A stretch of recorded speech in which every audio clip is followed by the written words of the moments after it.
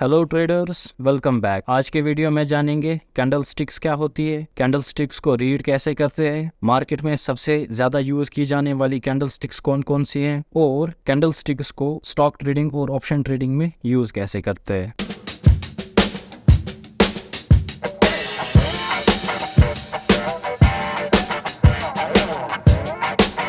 सबसे पहले हम जानेंगे कि कैंडल स्टिक्स होती क्या है। अगर आप मार्केट में ट्रेड करते हो या आपने किसी स्टॉक का प्राइस चार्ट देखा है तो आपने ये रेड और ग्रीन कलर के बार्स तो जरूर देखे होंगे। इन्हें हम कैंडल्स कहते हैं। कैंडल स्टिक्स एक पॉपुलर वे है फाइनेंशियल मार्केट्स में प्राइस को रिप्रेजेंट करने का। कैंडल स्टिक्स एक पर्टिकुलर टाइम फ्रेम की होती है।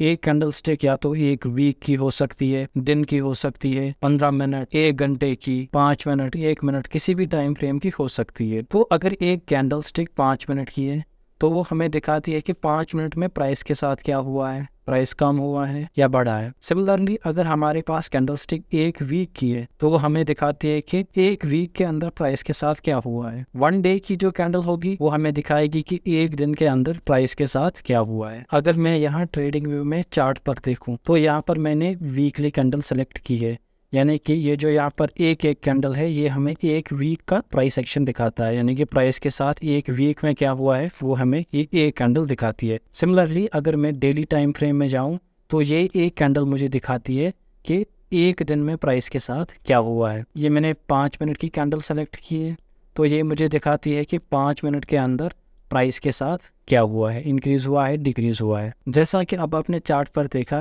कैंडल स्टिक या तो ग्रीन कलर की होती है या तो रेड कलर की होती है। ग्रीन कलर की कैंडल स्टिक हमें दिखाती है कि प्राइस जो है वो इंक्रीज हुआ है। रेड कैंडल स्टिक हमें दिखाती है प्राइस जो है वो डिक्रीज हुआ है। अगर अब हम कैंडल्स को डीप में समझे तो यहाँ पर मैंने एक कैंडल ड्रा की है।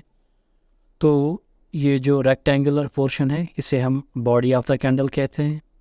ये जो अपर जो ये है इसे विक या जो ये टेल जैसे इसे हम अपर शैडो कहते हैं और जो नीचे वाली टेल है हम इसे लोअर शैडो कहते हैं। जैसे कि ये ग्रीन कैंडल है तो ग्रीन कैंडल में जो है वो प्राइस इंक्रीज हुआ होता है। ये जो बॉडी का जो ये लोअर पोर्शन है यानी कि इस रेक्टेंगुलर शेप का जो ये लोअर पोर्शन है यहाँ पर प्राइस जो है वो ओपन हुआ है, यानी कि जब कैंडल बनना शुरू होती है तो यही पर प्राइस था। फिर ये टाइम के साथ जो है इंक्रीज हुआ है, यहाँ तक पहुँचा है। ये जो ये पोर्शन है ये हाई ऑफ द कैंडल है, यानी कि मैक्सिमम जो प्राइस है इस कैंडल में वो यहाँ तक पहुँचा है।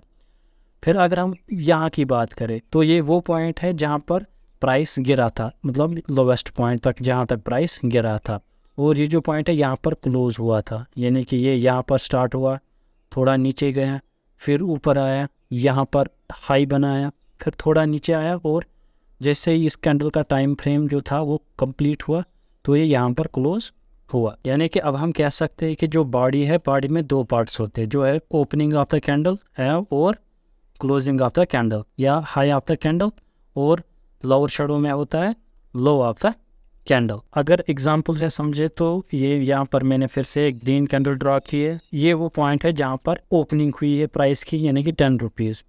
फिर ये थोड़ा नीचे आया है यानी कि 7 रुपीज़ तक, फिर ये फिर से ऊपर गया है और हाईएस्ट पॉइंट बनाया है 18 रुपीज़ तक, और जब ये क्लोज हुआ है तो ये 15 रुपीज़ पर क्लोज हुआ है। यहाँ पर जो ये 10 रुपीज़ है वो ओपनिंग प्राइस है, 15 रुपीज़ है क्लोजिंग प्राइस, 18 रुपीज़ है हाईएस्ट प्राइस जो था इस कैंडल का, और जो 7 रुपीज़ है वो लोवेस्ट प्राइस है, लोवेस्ट पॉइंट था इस कैंडल का।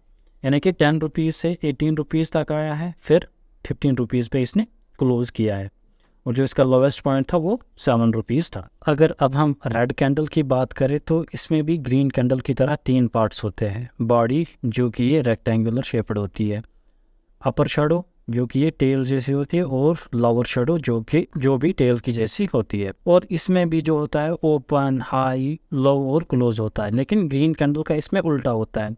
ग्रीन कैंडल नीचे से ऊपर जाती है, रेड कैंडल जो है वो ऊपर से नीचे आती है। यहाँ पर ये ओपन होती है, इस रेक्टेंगुलर जो ये बॉडी का ये वाला पार्ट है यहाँ पर ये ओपन होती है, फिर प्राइस नीचे आता है और यहाँ पर ये लो बनाता है, और यहाँ पर ये जो है ये इसका हाईएस्ट पॉइंट होता है। यानी कि ग्रीन कैंडल और रेड कैंडल में जो लो और हाई होता है वो सेम होता है, बस डिफरेंस होती है ओपनिंग और क्लोजिंग की। ग्रीन कैंडल में यहाँ पर ओपनिंग होती है और यहाँ पर क्लोजिंग होती है, रेड कैंडल में इसका उल्टा होता है, यानी कि ऊपर ओपनिंग होती है और यहाँ पर क्लोजिंग होती है, क्योंकि प्राइस जो है वो नीचे आता है। यहाँ पर ओपन था, प्राइस नीचे आया, इसने लो बनाया, फिर यहाँ आता है तो यहाँ पर ये क्लोज कर जाता है। अगर यहाँ पर भी हम एग्जांपल देखें तो यहाँ पर जो है वो प्राइस ओपन हुआ है, यानी कि 15 रुपीज़ पे जो है प्राइस ओपन हुआ है। इसने थोड़ा सा हाई बनाया, यानी कि थोड़ा सा ऊपर गया है 18 रुपीज़ तक, फिर से नीचे आया है और 7 रुपीज़ पे इसने लो लगाया है।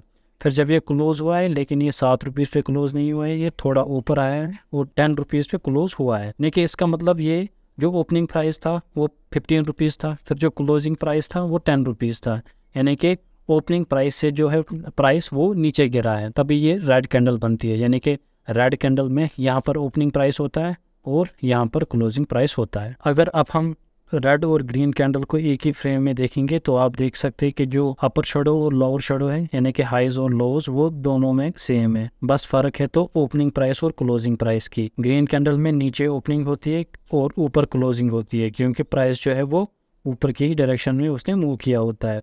रेड कैंडल में होता है कि ऊपर जो है वो ओपनिंग होती है और नीचे जो है क्लोजिंग प्राइस होता है, क्योंकि प्राइस जो है वो नीचे की तरफ उसने मूव किया होता है।